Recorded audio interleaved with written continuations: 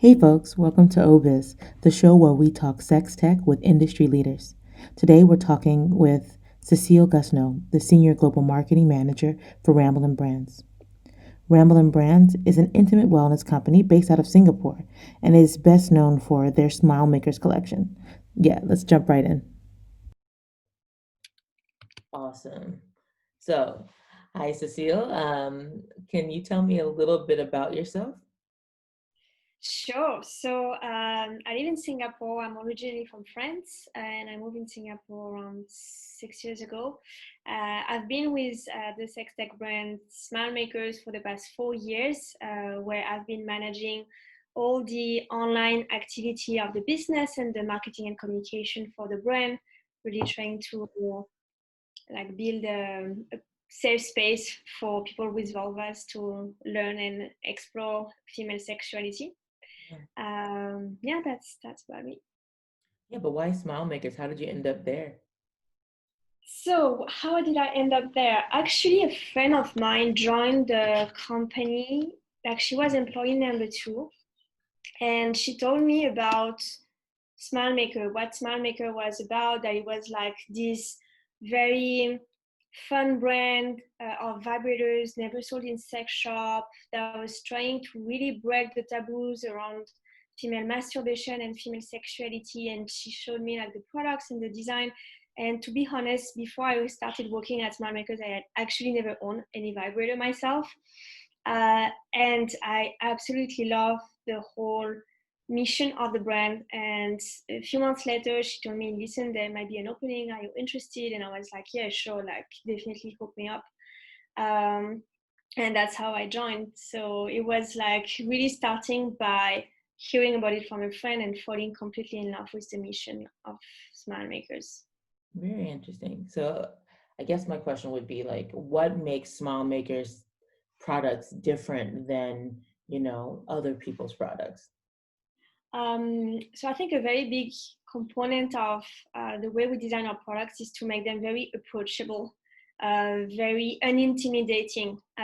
So a way we do that is by paying a lot of attention to the design and creating design that are aesthetically pleasing. We also work with doctors and sexologists to make sure like the design are anatomically relevant. And in the approachability, what we also focus on is how do we break the ice to bring more people into the category? And for that, we use humor. And for example, all our products, they are named after women's fantasies. And how we know that is because we've actually surveyed thousands of women all around the world about their fantasies. And we've kept the name that kept coming back and work in every country to name our products after that. So you have, for example, the tennis coach or the surfer, and that makes the product more approachable because it's based on a fantasy. It also validates the fact that women have fantasies, and you remember better a name of a product that is fun like that rather than some tech name that doesn't really mean anything. So I think the approachability and the fact that the brand is never sold in sex shop, that sends a very strong message, which is it's very normal to own a vibrator. You shouldn't have to go to a specific shop. You should be able to have a product that you find beautiful, that you're proud of. And that's really how we are trying to execute the category very differently from other brands. I mean, yeah, I think that's amazing. Because I first saw Smile Makers, I think it was in like a Watson's. Like, Yes, yes. Yeah, I think in Malaysia, we are the only, no, we are the only vibrator brand allowed to sell in Malaysia. We are the only vibrator brand that has got government approval to be sold in Watson's in Malaysia. Because of the whole approach of the brand, the fact that we partner up with NGO, or in Malaysia, we partner up with the biggest family planning clinic organization to run a workshop on female pleasure and couple intimacy. yeah, And I think that approach that is much more based on health really changed completely the way people look at our product compared to different brands. yeah, that's really quite impressive because it's like, so backstory, I lived in Malaysia for maybe like 2 years, doing Okay. my MBA at Asia School of Business. And we were housed in the central bank housing, and it was maybe the most conservative experience I have ever had in my entire life. And like, I'm like super liberal, very gay, and like very much not having it.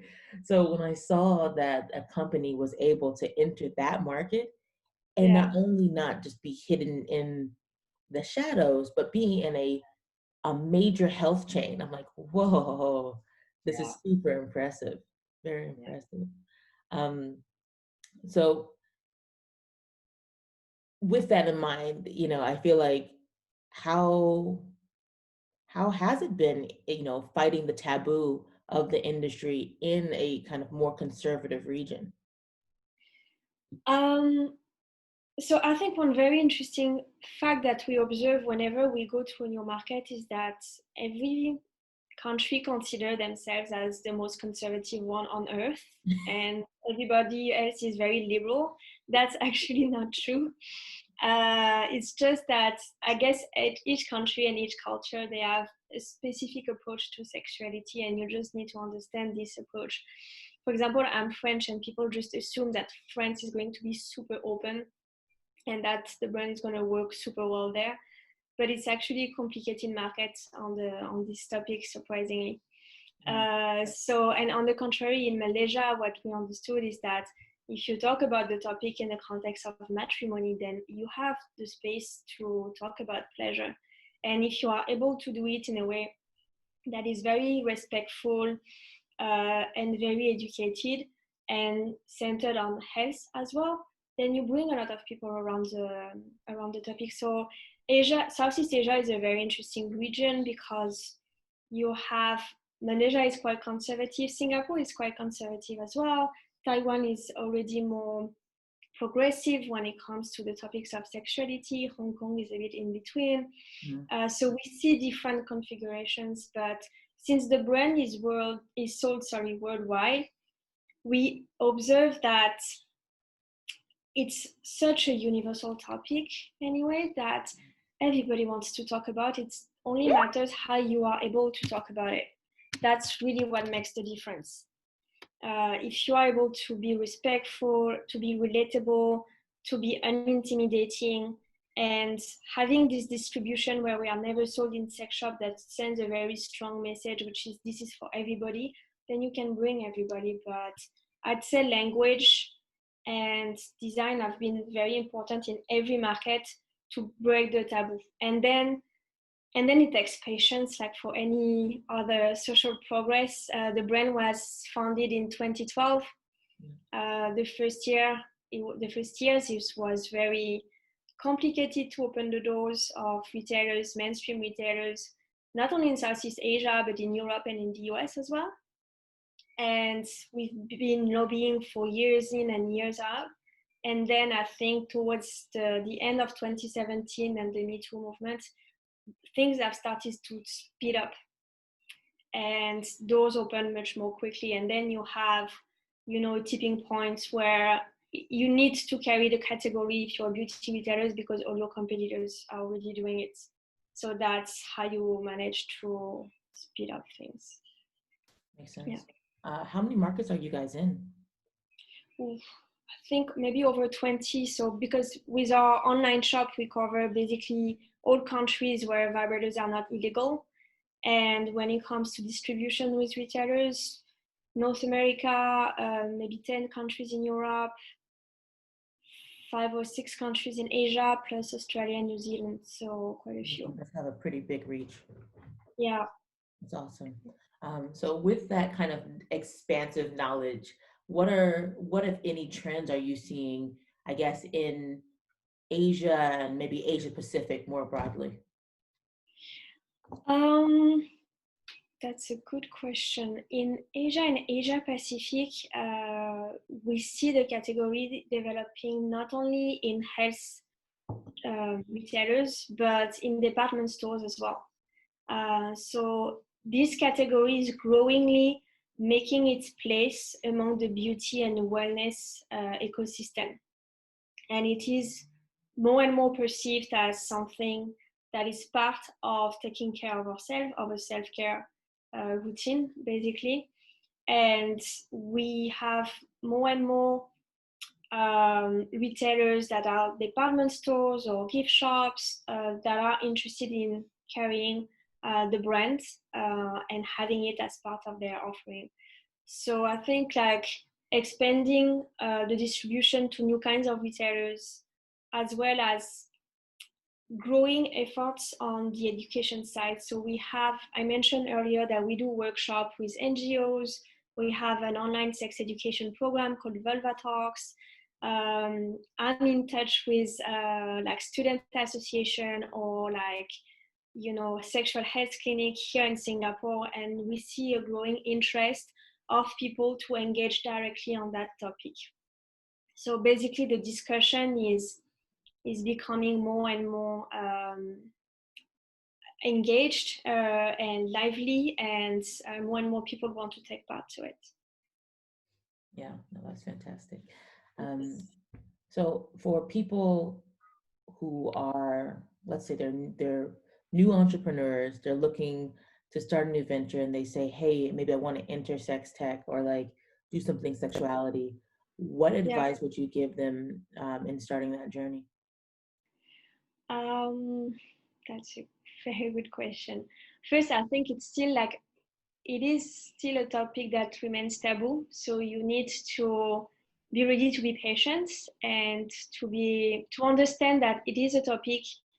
It is a business, but it's still a personal topic. So when you're talking to someone as a retailer, you're also talking about the individual behind the buyer or the marketer, and you're talking about something that may have personal echoes. So this is sensitive, and language again is very important. How do you make people comfortable? How do you make people trust you? How do you make people feel that they will be respected and that you're doing things in a way that is very tasteful? I would say that really makes the difference. Yeah. Wonderful. So language and patience. Patience, yeah, I can definitely relate to that. Just like, Yes. all right, slowly, slowly. And so I'm gonna ask you the question I used to end the podcast. What are, I guess, three small maker toys that you would recommend for the audience? Oh, okay. The first one is going to sound biased, but it's not. I would really recommend the Frenchman, which is one of our vibrators. But it's not because I'm French. It's just that I Right, find it to be right. a very unique product. So it's basically a vibrating tongue, and it's very soft and very flexible. So it mimics basically oral sex, but it's Wonderful. also a great product to explore erogenous zones on the body.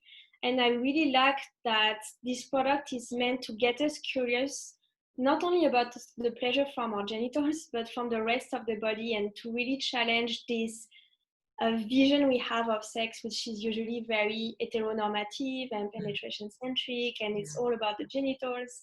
And it's missing out on a lot of what pleasure and sensuality is. So that's why I like the Frenchman. Uh, I really love Cécile Serum, which is one of our two lubricants. It has a very soft texture. It's water based, and you can actually use it like on the skin. Sometimes if I have a scratch, I'm going to use it because it has a regenerating ingredients in it. But Right. it's very, like, it leaves a very nice feeling on the skin, and it's not sticky like some lubricants. And then I think I'd said the ballerina, which is our latest vibrator. So it's shaped a bit like a pebble, and it's meant to stimulate the whole vulva. So it's really like it goes from basically the pubis to the vaginal entrance, and it like cups the vulva. Okay. And it took us like 3 years to develop it because we wanted to develop a new texture that would really mimic the softness and firmness of the human touch. Mm. So we really took the time to create something we felt really strongly about, and I find it to be a great product. So I highly recommend it. Perfect. Uh, Thank you so much. But yes, oh, it's been a pleasure to talk to you, and thank you for making time for us. And yeah. thanks, Lex. It was a pleasure for me as well. So where can people find you on social media or on like, the websites and all that? So on Instagram, you can find us at Smile Makers Collection, and our website is the same, smilemakerscollection.com. And yeah, you can follow us on Instagram, and we post daily. We try to bring some fun, sex positive, and or educational content on vulva sexuality. So you can like tweak your Instagram with that. Perfect. I'll put all the links in the show notes so that people can find you pretty easily. Awesome. Thanks, Lex.